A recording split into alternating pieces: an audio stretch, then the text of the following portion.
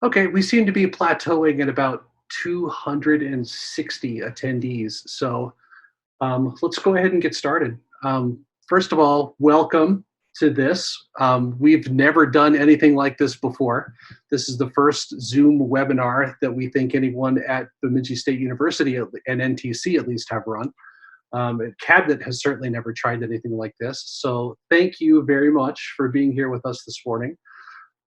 It's really, really exciting to see that 264 of you now have made time in your day to join us. This has been a crazy week for everybody, and we hope that we can provide some answers to some of your questions this morning. We are recording this webinar so that we can make it available to the people who could not be here a little bit later today. The plan is to post video and the questions and the answers to those questions that come from our conversation today on the coronavirus website, which is bemidjistate.edu/coronavirus. And for our friends from NTC or who are here, just recall that we shut down the NTC specific coronavirus website a few days ago. So everything is being funneled to the single site at BSU. So for you, you could either click the alert banner at the top of the NTC website or also visit bemidjistate.edu/coronavirus for all information there for both BSU and for NTC. Before we get started, I want to explain a couple of the features of a Zoom webinar today. There are two ways for people to share information with each other. One is chat, which I can see that a lot of you are already doing, which is awesome. In chat, there's a little blue pull-down menu that will give you options to send your messages to all panelists, which are those of us on cabinet that you can see on video. You can send a message to all panelists and attendees, which will get your message out to the almost 300 people now who are here. Or you can send individual messages to panelists or to any other attendee. So you can use that if you want to talk or make fun of my hair while we're doing the webinar. The Q&A feature is what we'll use to have people submit questions after some brief introductory remarks from the president and from Megan. Submit your questions through there, and then Maddie Pelland from Communications and Marketing and Admissions is going to help me moderate the questions. The questions that we're going to respond to, I will ask them out loud of the panelists, and then the panelists will have an opportunity to respond. With 281 people here now, there's just no way to allow everyone to have audio, so that's the way we'll handle the Q&A. We're going to keep a list of all the questions that get asked. So the questions that we do not get to during this panel, we will answer in some other way, probably in a written Q&A over the next couple of days. So thank you again very much for being with us this morning. And with that, I will turn this over to President Hensrud, who would like to share some words with all of us. Well, good morning, and thanks to everyone for joining us here this morning. We're going to be scripted in this portion of our presentation, just so that we're very consistent in the information that we're sharing, but we will also have a Q&A portion. I know I don't have to tell you that these are incredibly trying times. The situation that both Bemidji State University and Northwest Technical College face with the COVID-19 outbreak is unlike anything we've ever experienced before, and hopefully unlike anything we will ever experience again. As you're all aware, the most difficult obstacle we face today is uncertainty. We do not know what tomorrow will bring, and we cannot be certain that the decisions that we're making today will still be the correct decisions tomorrow. Since Wednesday, March 11th, the COVID-19 situation has been changing by the hour. We continue to receive exceptional support, guidance, and leadership from Chancellor Malhotra and the entire Minnesota State System team. There is a firm commitment that we operate as a unified system, but at the same time, the Chancellor has given me and the other presidents in the system the freedom to make decisions about the unique situations that exist on our campuses. The Chancellor delivered a video message to our students on Monday, and then he shared remarks with the system's Board of Trustees on Wednesday. While much has changed and will continue to change, his overall message remains clear. We will act as a system. The gravity of this situation, the torrent of information, and the growing health crisis requires we act with a unified voice and action plan, but with flexibility to the campuses to deal with their own local circumstances. We need to stay ahead of the curves based on the rapidly changing information and the guidance that is available to us from the Center for Disease Control, CDC, World Health Organization, and the Minnesota Department of Health. The ways in which each and every one of you have responded to this continuously unfolding situation, I have to say it is both remarkable and inspiring. Multiple times a day, I hear of the exceptional work that you're doing to ensure our campuses continue to operate.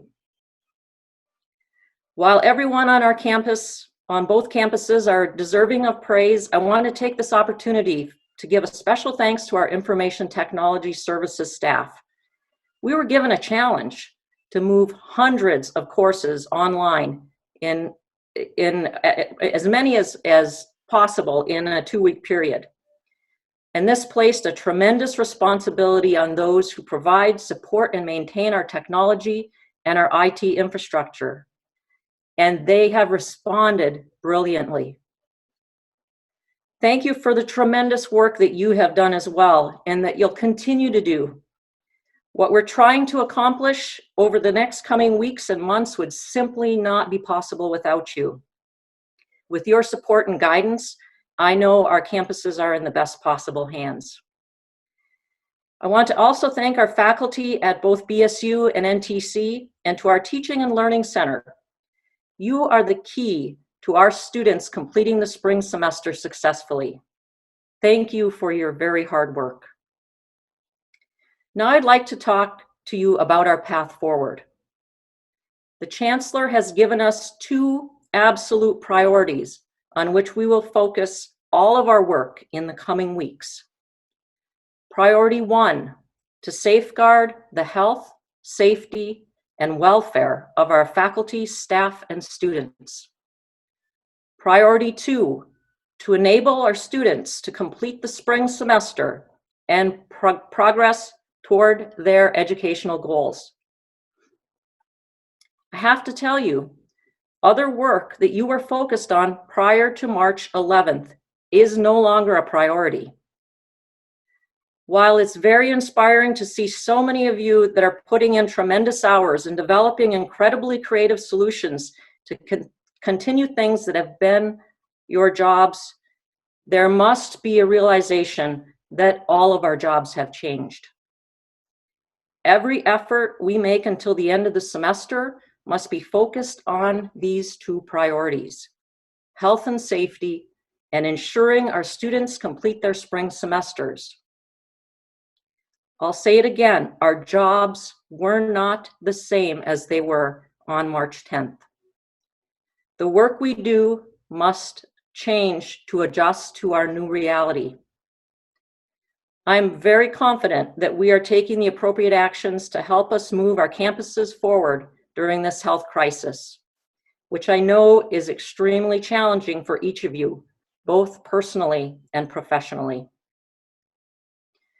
Now I'd like to let Megan Zothman share with you some updates on some human resource related topics that have developed over the past few days. We'll make every attempt to answer as many of your questions about these topics today as we can, and we understand that you will have many more. Megan? Thank you, President Hensard. Good morning. By now, many of you have reviewed MMB's new policy on paid COVID-19 leave. Today, I will walk us through the policy and then explain what it means for all of us as BSU and NTC employees. The policy's overall objective is to provide paid leave to employees who must be absent from work for reasons related to COVID-19. On March 17th, Governor Walz issued Executive Order 2007, which authorized the Commissioner of Management and Budget to address state workforce needs during the COVID-19 peacetime emergency. The executive order recognized that this peacetime emergency places burdens on state agency employees, as with all Minnesota workers. It also recognized that our peacetime emergency places special responsibilities on state agency employees to work as effectively as possible to maintain government operations, to secure the health and safety of Minnesotans, and to take care that the laws are faithfully executed. The order says, to this end, Minnesota Management and Budget will use the provisions of Executive Order 20-07 to make every effort to assign or reassign employees to maintain government operations. The order authorized and directed MMB to develop and implement a policy providing paid leave to employees who must be absent from work for reasons related to COVID-19. The policy has enabled state agencies to balance the demands of the workplace with the needs of employees, their families, and the general public during the COVID-19 public health emergency. In scope, this policy applies to all employees of agencies in the executive branch and all employees in the Minnesota State Retirement System, the Public Employees Retirement Association, the Teachers Retirement Association, and us, the Minnesota State Colleges and Universities System. This policy made COVID-19 leave available to us beginning March 18th, and it will continue until the COVID-19 peacetime emergency ends. This policy is subject to change as needed. Over the past few days, all of you, our supervisors, our employees, have been collaborating to determine telework or remote work options, the vast majority of our employees. We've also been working with those of you who now find yourselves with school-age children at home to find alternates that will work in a more full manner. We have approved work for many with under conditions. But even all of this plan, we know each situation will be unique and could change at time.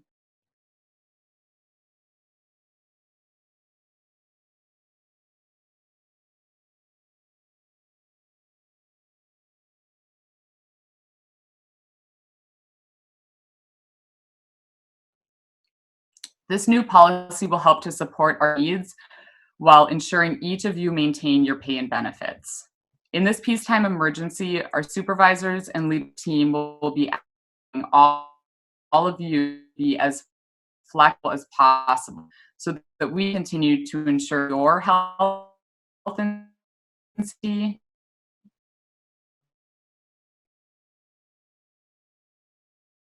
of students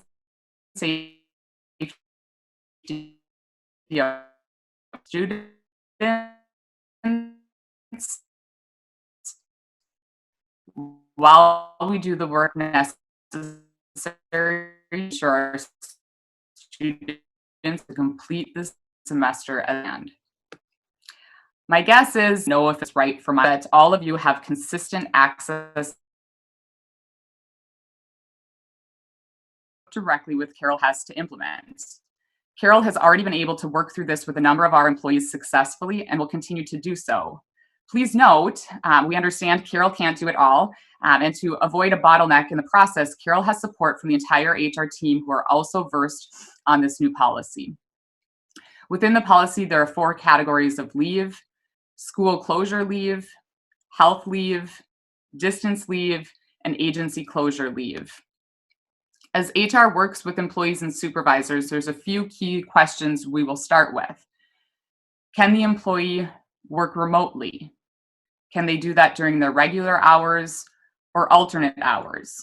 Can the employee continue to work their full-time hours, or do they need to reduce to part-time? Can they work their regular duties, or can they do other duties as assigned? As we talk through these situations with employees and supervisors, We will handle each one in a unique manner. If an employee can continue to work full-time remotely, they will continue to work and receive regular pay. If an employee can continue partial work remotely for various reasons, regular pay combined with COVID leave may be appropriate.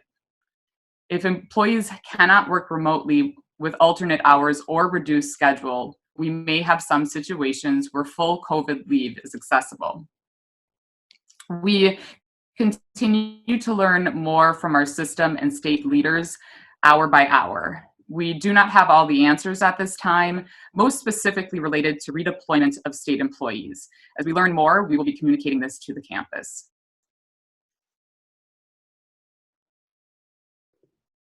Thank you, Megan. You can see that this is really quite complicated, and that's the reason why we've scripted our messages this morning. And we will be placing this information for you on the COVID-19 website so that you can review it more closely. And I believe we'll also send it to you directly through our fact staff. We realize that it has been a challenge to keep everyone up to date through our communication methods so far. And we understand that we've not done this perfectly, and we need to do a better job of communicating with you. So I want to talk just a little bit about our communication to date. We've been sending multiple messages each day to faculty, staff, and students. And all of our communication is being distributed both through our email channels and on our coronavirus website. We strongly encourage you to check your BSU and NTC email regularly. The information we share will go to your email first. And if you cannot check your email regularly, please check the coronavirus website regularly. All of the communication is being saved there, including the messages that we received from the Minnesota State System Office. And also, I ask you to please encourage all of your colleagues, especially those who may not regularly be connected to their email, to use these resources for information. This is critical. So I want to talk a little bit about our communication strategy moving forward. I have daily meetings with my cabinet and sometimes multiple times a day. And you can see that the cabinet members are all listed here. We have Dr. Deborah Peterson, Karen Snorek, Sherry Loudermilk, who is our new CIO, and she joined us officially on Monday and has really hit the ground running. Alan Bedford, Travis Green, Darren Strozel, Megan Zothman. Erin Morale is added to our list because this is part of our emergency operations team process that she would be added there. Tracy Dill, Josh Christensen, and Tony Peffer, and Andy Bartlett. So these are your cabinet officers, and we are the ones that, if you have some questions, you're not getting them elsewhere, reach out to any one of us and we can help you. So in addition to holding regular meetings with my cabinet, we're also meeting with our bargaining unit leadership, and we've met twice with them this week so far. Also, Megan is calling bargaining unit leaders daily. She is also send daily emails to supervisors. Communications and Marketing has convened a small team that will be revising the coronavirus website to include more information and make the information that is there easier for you to find and use. We're grateful for the bargaining unit leadership and the student senates at both BSU and NTC for working to share messages with your memberships as well. I'm also open to holding future meetings like this campus forum on Zoom if you found this format to be helpful. And I want to say thank you for joining me today, and thank you for continuing to make our students and our institutions your priority. I'm going to turn it over to Andy now, and he's going to moderate the question and answer session. All right. Hello, everyone. So I see, you can see that Travis Green has already answered the first question that has come through. So here's a question, and I know that this has come up a couple of times. One of the things that we did was solicit questions from bargaining unit leadership yesterday, so that we had some questions in advance, and I know that all panelists have access to that list of questions. And this one was on there, so I'll go ahead and ask. This attendee asks if there are any potential legal or other issues with using personal devices such as cell phones for communication with BSU employees and students during this crisis.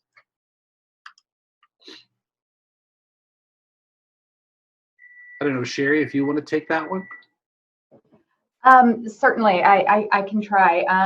So potential legal issues, I'm probably not the best person to speak to because, again, I'm 5 days on campus, so I'm not really sure of all your open records type of laws that you have in place. So I'm not sure about that.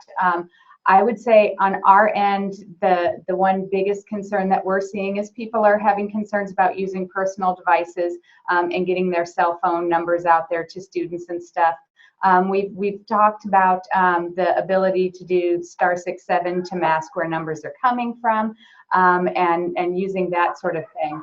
I would guess I would look to maybe HR to ask about open records. Because that would be my biggest concern that I would see coming up.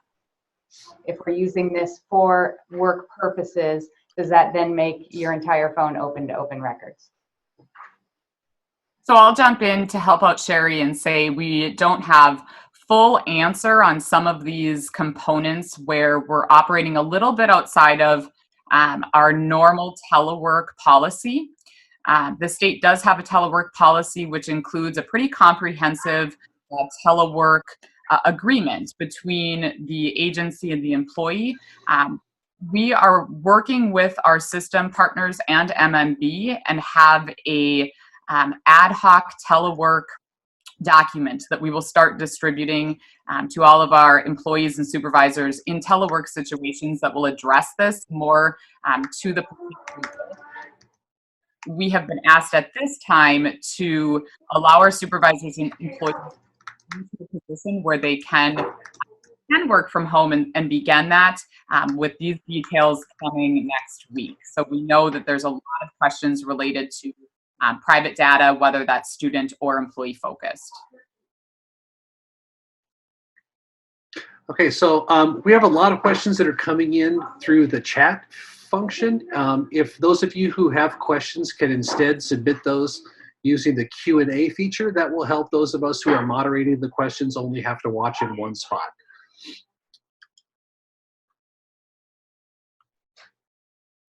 So there's a question now about access to buildings, basically.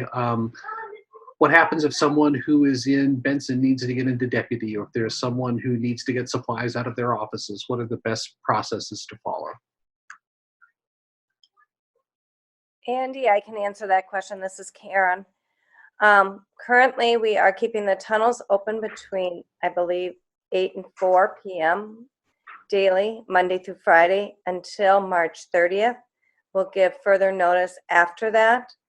So if you happen to be coming into, example, Memorial, and you want to get to Deputy, you should be able to through the tunnel. We do have it locked off that you cannot go from academics to residential life in the tunnels.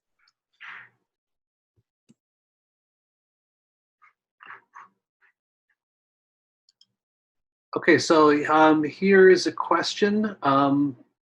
Tony or Alan, this is probably for you. Will the semester be ending at its scheduled time, or will we go longer because of our 2-week delay? I can answer that one. Good morning, everybody. The Chancellor's office has been very clear we will not extend the semester. So the plan is that it will end at its normal time. Okay, and I know this has been a common question that we've heard too with regard to students who may not have good internet access at home. And we've also heard this question related to employees who may not be able to have good internet access at home. So the context of this particular question is, will students be able to work in the computer labs on campus after the suspension? So I would assume that that means after courses resume on a week from Monday. And then by the same token, do we have processes in place for employees who do not have internet access at their homes? So I don't think a determination has been made yet as to whether or not we will have labs or anything open like that. However, I will say that we do have the ability to set them up with social distancing in mind. We have some larger labs that we can use where we can actually make sure that the spacing exists.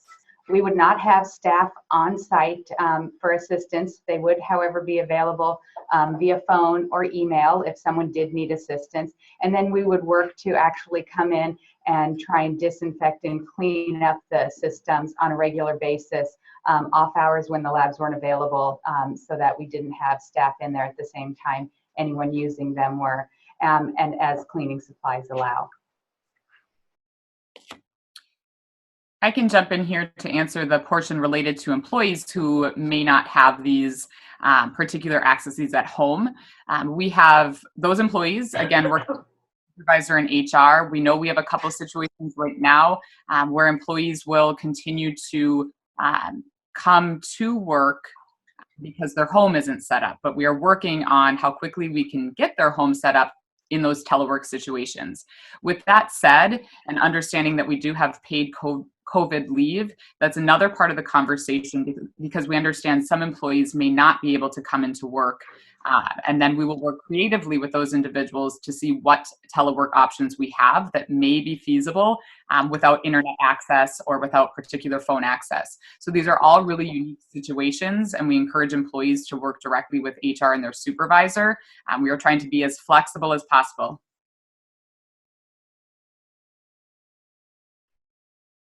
Hello. Okay, thank you. How long do you think we're going to be working from home?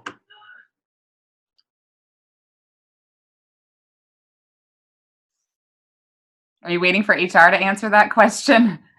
I clearly am not an expert, so I cannot answer that question. But what I will say is we are trying to get people set up, and we've been working on this even before some of the messaging from the state came out. So our goal right now is to really get people functioning and functioning well from home, and have had great support from all of you to be flexible to do that, along with the hard work of the IT team to help us with all of our questions. As things move forward, we'll obviously learn more together. I think a lot of the communication that we're getting from the state, we're all getting at the same point in time. So I can't answer that question, obviously, but we are trying to prepare for having people do these assignments for a period of time. Okay, thanks. Here's a question. There's been vandalism in multiple dorms. How are we keeping students safe with our lowered security? I'll answer that, and I'm also typing an answer so it's archived. We are following this situation on an hourly basis. I've already spoken with Randy and Laura Lynn in Residential Life to address this specific issue, and student privacy rights can't allow me to share this with anyone, but just rest assured that we take this very seriously. Only students who have been have access to the residence halls are allowed to be in the residence halls currently. No guests or visitors who live off campus are allowed to be in the residence halls, and we will address this just as we would any other situation. So we're trying to monitor it and watch it closely. If it continues to be an issue, we'll work with the cabinet, and that'll be a determining factor as far as who can be here. Right now, the residence halls, just like all Minnesota State University systems and the U of M, their universities, all residence halls remain open. And even if we move to a point where we had to close for those without extenuating circumstances, we'll always have a small number of students here who need to be here. Otherwise, it wouldn't be safe for them due to personal circumstances. So I appreciate the question. It's already been addressed, and those students have been talked with. Okay, there are a couple of questions about how to access offices if you need to stop by and get supplies or pick up paperwork or make copies or whatever you might need to do from your office that you don't have the facilities to do at your house. Right now, we have all of our employees working direct with their supervisors to make these plans. So we understand there are particular items that you're not going to have access to at home. Mail would be a really good example, and you may need to come to campus to get access to those pieces. So we're asking that you work directly with your supervisor on these. We understand people are going to need to pop in here and there to gather these items. And at this point, that is our plan, and it is acceptable for offices to operate in this manner.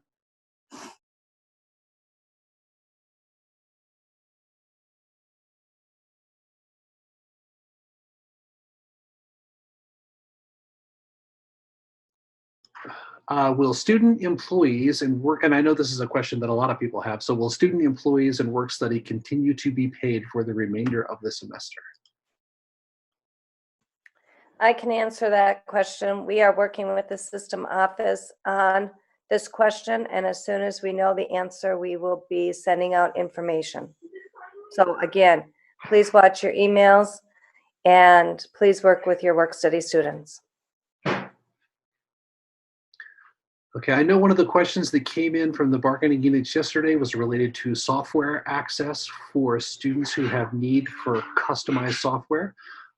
So this question relates to that. Related to my first question about lab access for students with underpowered or incompatible operating systems for running things like ArcGIS, will ITS have loaner laptops or some other form of assistance for these students? Yes, we do have a limited number of laptops available for students, and we also have some desktops. What we're doing right now is putting together a survey to go out to all students to assess needs and trying to determine where we can then deploy those resources. We also have the ability to try and purchase more, but we have to remember we're not the only institution in this state or the country that's in this situation, so a lot of things are being back ordered right now. So like I said, we're working on that survey. We will try and get that out today, Monday morning at the latest, and then we'll start assessing what our actual need is and compare that to the supplies we have on hand and try and determine how we can do that. We've developed a contract for students to be able to issue them out, so we're getting everything in place to be able to do that. We're just working on the logistics right now. Okay, thanks. Megan, this might be a question for you. Could you talk a little bit more regarding conversations that may be occurring about employee redeployment? I can talk only briefly. We have a lot of questions ourselves as a leadership team, as an HR community, because we haven't experienced this yet in the Minnesota state system with colleges and universities. So we have a few people at the system office working very, very closely with MMB partners to understand how this would actually work. So I don't have a ton of information besides knowing that as of our call yesterday at 10 a.m. With the HR team, that's the information they gave us at that point in time. They also did let us know that it is something that is a possibility, meaning as state employees, clearly we've seen that this is something that could happen. The information we got yesterday was that it was unlikely, but we're certainly waiting for more information. As soon as we have that, we want to share that. We know there's a ton of questions about what would that look like for me and for my family in this time.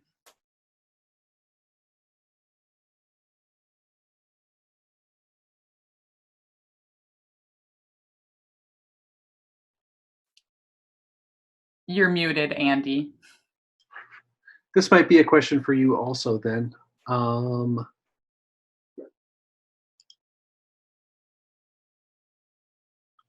Will there be or this could be for anybody, will there be a fall commencement ceremony to accommodate those unable to celebrate the completion of their degrees? Or will commencement 2020 accommodate those from 2019? I assume that should be commencement 2021, accommodate those from 2020. I'll take that one to start. We would love to celebrate our students who are graduating this spring semester. So we'll be looking for an alternative time to do that, yet to be determined. And in our messaging sent to students, we're looking for their ideas too. So we definitely want to celebrate them.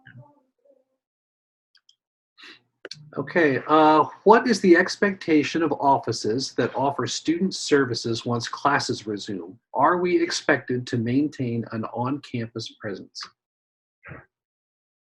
I'll take that question. It's a great one and a timely one, and one that we've had conversations with for those in student life and success as well as enrollment management.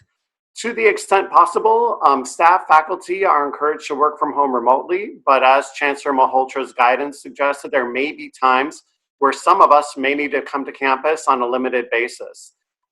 Certainly our friends and colleagues in housing and residential life, those who live in the residence halls as resident directors or area coordinators, know this all too well. They live on campus.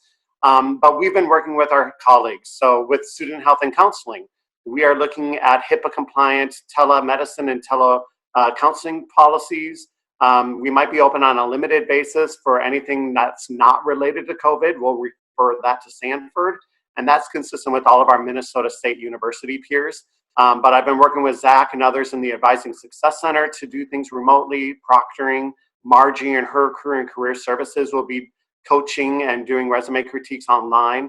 So we're being creative and flexible, and we'll adapt as things change. But for the most part, most people will be working from home through Zoom and other means. And on those limited occasions where folks have to come to campus, we'll work with them to make sure that they get the resources that they need and that they're safe. Okay, Travis, this should be a quick question for you too. Do we know how many students are currently here? On campus as opposed to in Bemidji? Right now, we have close to 300 students who have anticipated an interest in being here over spring break, but that was before we sent an email to all residents yesterday saying, hey, we just received confirmation from our faculty that for right now, there are no in-person face-to-face classes being taught at BSU. It may be different for NTC, I recognize. So if there's no pedagogical reason for you to be here, we encourage you to go home. And this is what St. Cloud State did, and this is what the University of Minnesota is doing. So we are seeing more and more students checking out, and we're doing it so that they can do it without having to check out with their RA. They can check out online. We're making it as easy as possible, and we'll let them know that a refund will be forthcoming, but we need to work with the system. But we hope to get the number of students who need to stay on campus, because otherwise they'd be homeless, they might not have food, it's not safe to go home. We hope to have that number down to about 50 students who will be on campus. So we'll always have people on campus, but on a much more limited capacity. Okay, thanks. Megan, this one might be for you. Are we expected to be here if a telework plan has not been established yet?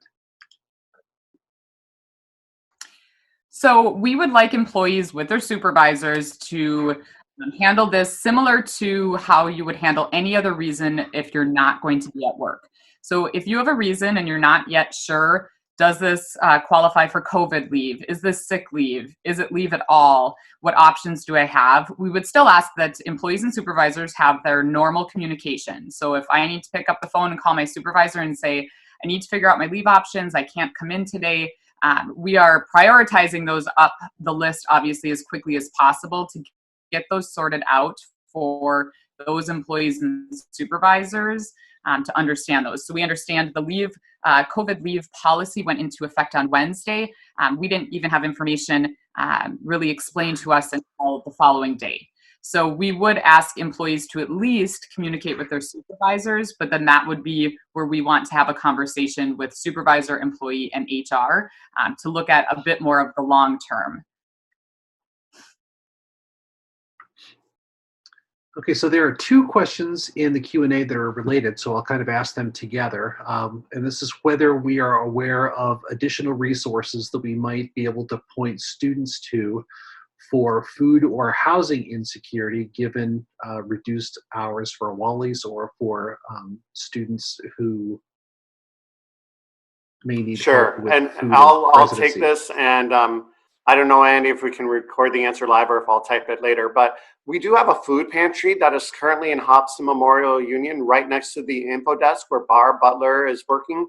Barb has graciously agreed to come to campus and work, given the nature of her role with printing IDs and having phone access. So since current conditions allow for it, we have that option. So students can please encourage your students to come to the food pantry between 8 to 4, 4:30 to get food.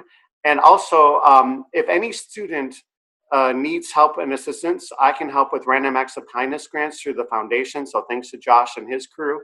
But I also have the ability to provide some meals onto students' ID cards to access for Wally's at Walnut. So we'll always have a dinner meal. And then when classes resume on Monday, March 30th, Julie from Aramark, the dining services director, plans on having a hot brunch meal option. So there'll be 2 meals a day that students can get. And if they live in the dorms or not, I can help them get meals if need be. Okay, Travis, this one will be for you too, and this is going to impact lots of different financial things. So maybe Karen will want to jump in this also. How can we advise our students about checking out of the dorms? They're asking about refunds. I'm sure their families are worried about living expenses if and when they have to leave our residence halls. We want to make the checkout process as easy as possible. And so that's why Randy and Laura Lynn and the hall directors have done a really great job. They can check out and just let us know, and we can sign them out on StarRes through online. They can simply fill out a half sheet of paper and put their keys in the envelope and put it at their front hall desk. Students have received this information in multiple formats, but in case it gets lost, because we know a lot of information is being sent, they can just speak with their hall director or go to their front desk and they'll talk them through it. It's easy, it's fast. Even if students are at home and they're feeling they might be sick or symptomatic, stay home, we'll keep it locked up, we'll get them checked out, we'll make it as easy as possible. So really just follow the instructions sent to them through StarRes. And I can answer the question about refunds. At this time, we are waiting for the system to make a system-wide direction on when refunds will be, the starting date, I should say, for the refunds and how to do this. But we do expect that to come out shortly. And we've already informed our residents, we're going to do right by them. We know that this is not their fault. We're going to hold them harmless. So we wanted to reassure them that while we don't have specifics yet, if that's the only reason they're sticking around in Bemidji, let's not let that be that issue. They can go home and we'll figure out the nitty gritty with the details once the system gives us guidance.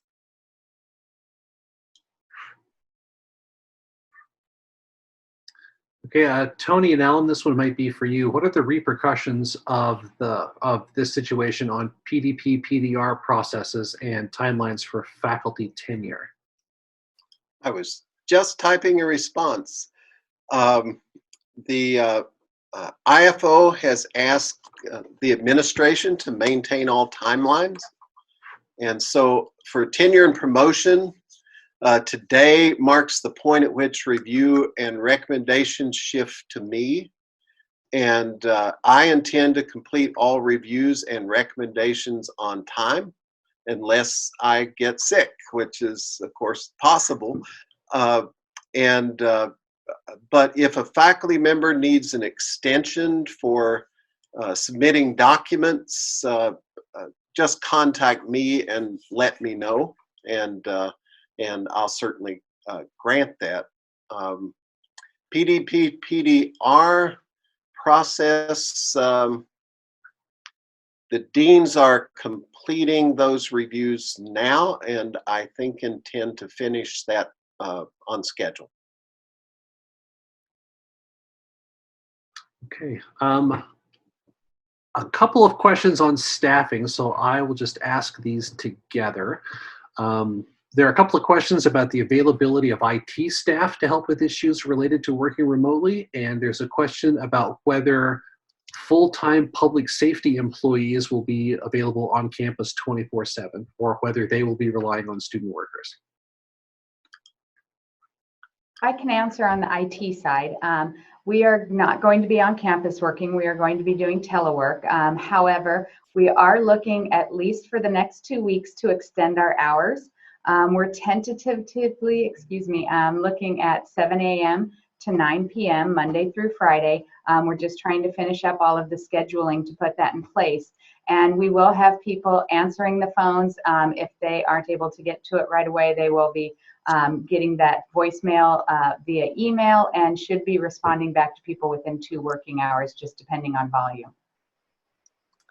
And I can answer for the Safety and Public Security Office. We are going to, at this time, maintain normal operations. And if for any reason that we cannot, we will turn things over to 911 at that time.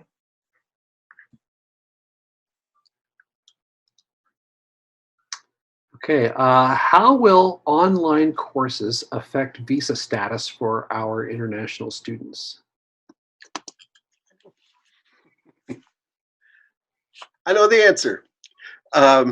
We've just submitted Patrick Liu, the Director of International Recruiting and the IPC, submitted to SEVIS our plan for completing through alternative methods, through distance methods, and SEVIS has approved that plan. So international students are fine to complete online for this semester.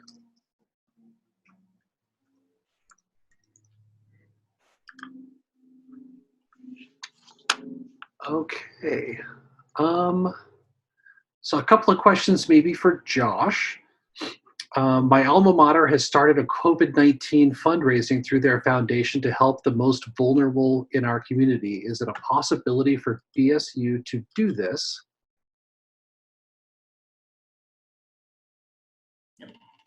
I can take that, Andy, if that's the bulk of the question. Yeah, go ahead, and then I'll have to scroll back to find the other one. Sure. Yeah, that's, as Travis mentioned, he and I spoke yesterday about the Random Acts of Kindness program that we currently have on campus for students to access emergency funds. And I've talked with counterparts throughout the rest of the system and some adjacent universities as far as what their plans are going forward with similar processes. And our development team will meet later today to discuss what we're doing and what we can do to ramp up efforts to increase funding availability for students. Okay, then the second question for Josh is, can we expect new deadlines for scholarship applications and awards? Yeah, and we'll reach out to financial aid to see what our flexibility is with pushing those back, because I know right now the scholarship committees are in process of reviewing all of those, and with the additional need to focus on putting coursework together and reaching out with students, we'll work with financial aid on new deadlines. Okay, thanks. Can someone address what is expected of maintenance staff?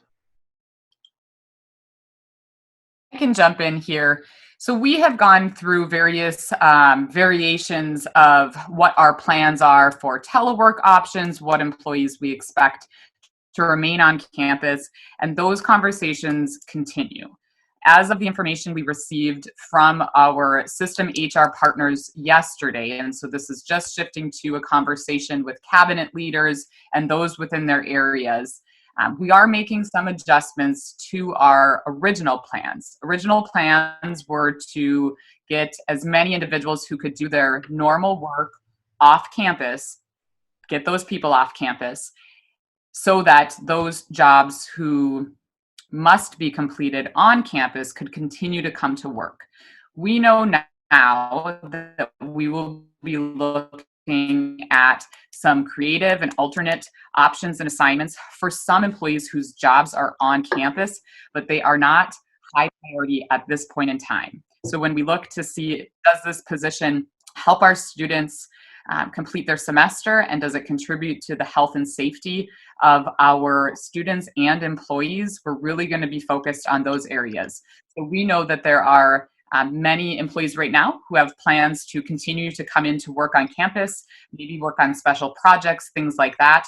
And we are very quickly trying to get in contact with those employees for alternate telework assignments. So there is a lot more information coming to those as we learn more about how we're working.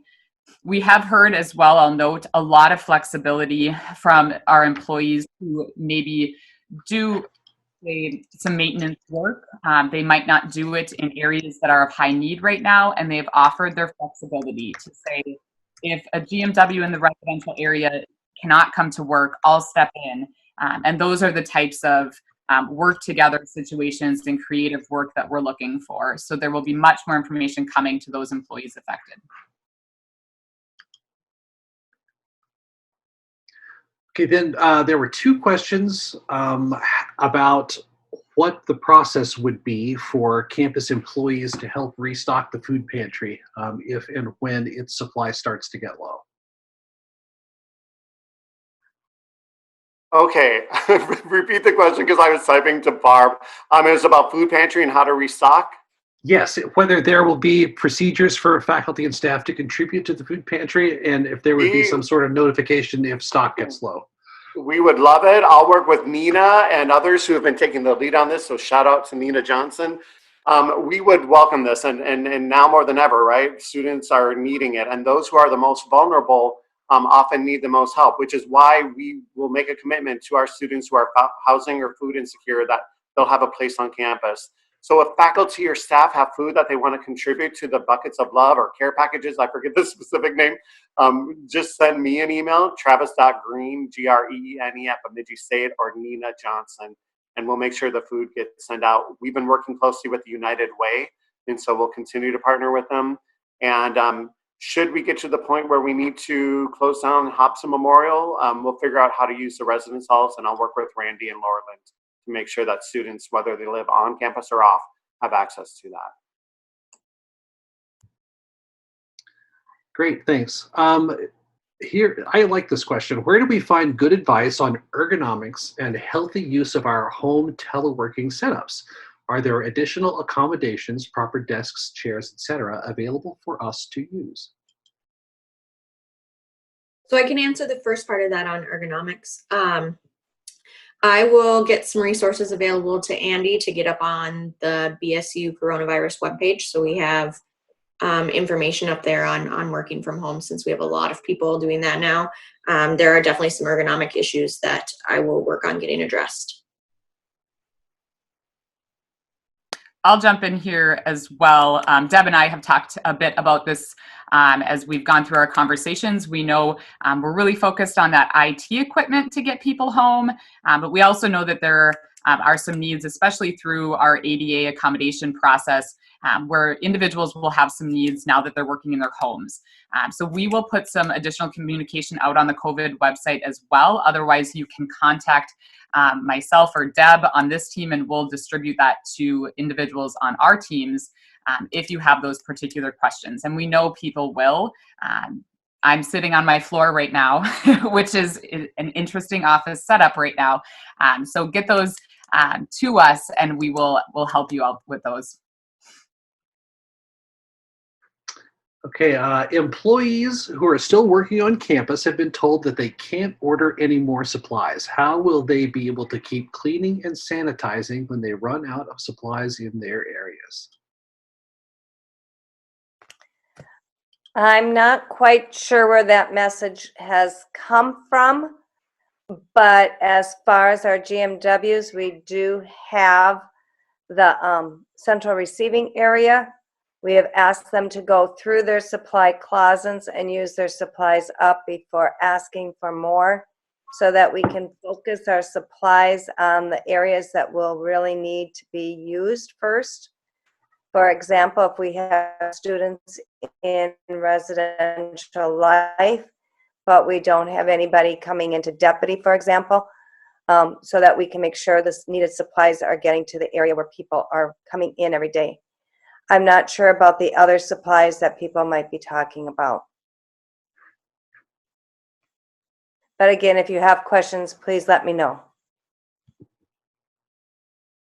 Okay, this is just a general question that maybe anyone could respond to. If we have questions related to campus policies regarding this crisis, is it best to first contact our department chair or our dean with those questions?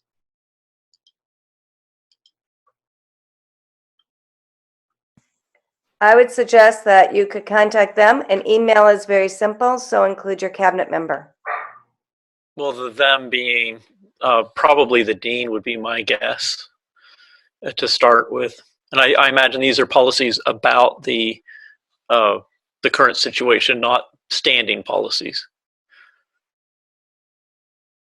And I would add to that all of the paid COVID leave, we are asking that go through Carol Hess specifically, including your immediate supervisor, bargaining unit rep. Some people are including cabinet member, that's fine, but for that particular policy, so that we can ensure it is being used, we ask that it flow through HR.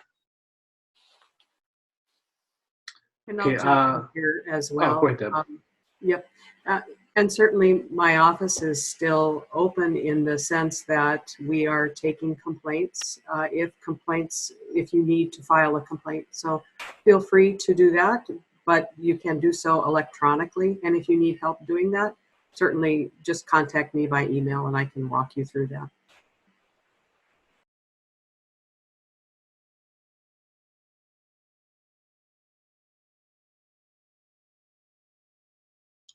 Okay, can we continue to put in orders for equipment? While there's no hurry for it, it was a planned equipment purchase for this fiscal year.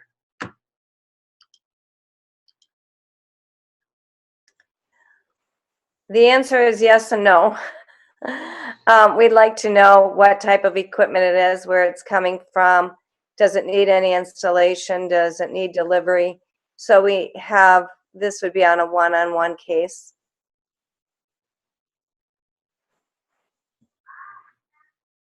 Okay, this is a really good support question for all of us who are working remotely. Is there a platform such as Teams where staff and faculty can troubleshoot, share tips and techniques, and provide social support? As I adapt to the change of working remotely, I'd love to share ideas I've gained with hopes that it may be helpful for others, which is awesome. There's a couple things I can speak to. They're not in place right now, but it is certainly something we are all thinking of getting out to our employees very quickly. We have been in conversation, our affinity groups that we have on campus. I know the parent group is already talking about setting up some Zoom lunches where kids are welcome, as many of us have kids at home with us. We are looking for creative ideas. You know, the affinity group with employees who have elderly parents, there is going to be a lot of support that can come from groups like that. So we are working, myself and Deb and our teams, on helping those groups get set up. We'll also be submitting some information to our supervisors and employees, tips and tricks for working from home. It's completely different. All of our jobs have just changed pretty drastically. The other thing I would say, and I would recommend this, I will sometimes just Skype call one of my team members or pick up my phone. It helps for me to see someone, and it's really easy. So even if it is just the same as walking by someone's office, just to say, hey, how was your weekend? We really want people to maintain those connections, and it doesn't happen as naturally at home, but we will, I think, get the hang of it. But more resources will come. If you have creative ideas, I would encourage you to send those out to any of us on this team. And then very likely a group will be put together to help lead this forward. Okay, well, that is our hour, and I know that we've got some questions that are still open. We're going to capture all of the questions that are still sitting in Q&A, and I know that there are some things that have come in over chat that we didn't get to also. So we'll be reviewing all of those in addition to the questions that were submitted by bargaining unit heads yesterday, and we'll provide written answers to these on the coronavirus website. We're not going to be able to get that done immediately, but we'll get those answered and posted as fast as we can. And I'll have the replay of this webinar available on the coronavirus website as fast as I can figure out how to do it in a way that doesn't break the website. So thank you again to everyone who joined us today. If you found this format helpful, or do you want to see other similar meetings with different groups? I know I saw one request in from Jan Hoyer in chat that we do something similar like this specific for faculty. Let us know. Like President Hensard said at the very beginning, We know that we haven't been perfect in communication throughout this last week, although we've tried really hard to do the best job that we can do. We know that there's room for improvement, so if you want to continue doing this kind of thing, let us know. We'll do what we can to set these up, and especially now that I know that this works, we will be glad to do it again in the future. And I'd just like to add that there tends to be a rhythm to our communication, at least the timing of it, based on information that we're receiving from the system office. So for example, today at noon, the cabinet, the chancellor's cabinet, and all of the presidents across the system, we have a noon call. And so there will be more information that we'll be getting, and my cabinet will be meeting at the end of the day today, I believe at 4:30 or 5, and then we really that kind of drives what we're doing for the next day. So that's a continual process for us, and we're always talking about communication and what do our faculty and staff and students need to know. So that's a continuous process. And I just want to close by saying thank you again to all of you, and to just keep the focus on health, safety, and welfare of yourselves, of your family members, and we also would for our students. I mean, that is number one priority.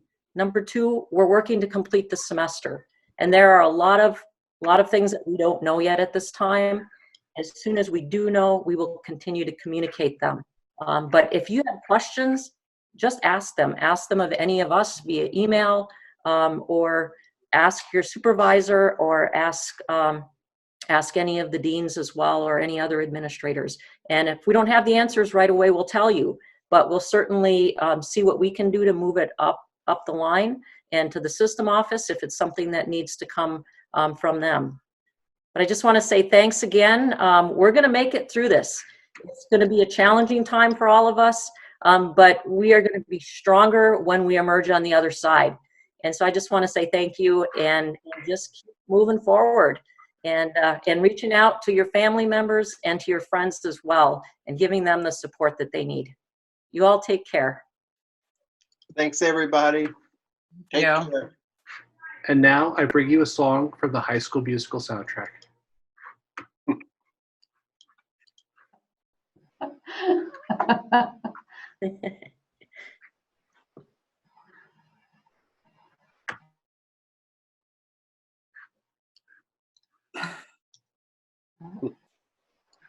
I can't hear it, Andy. I can't either, but it's a great touch.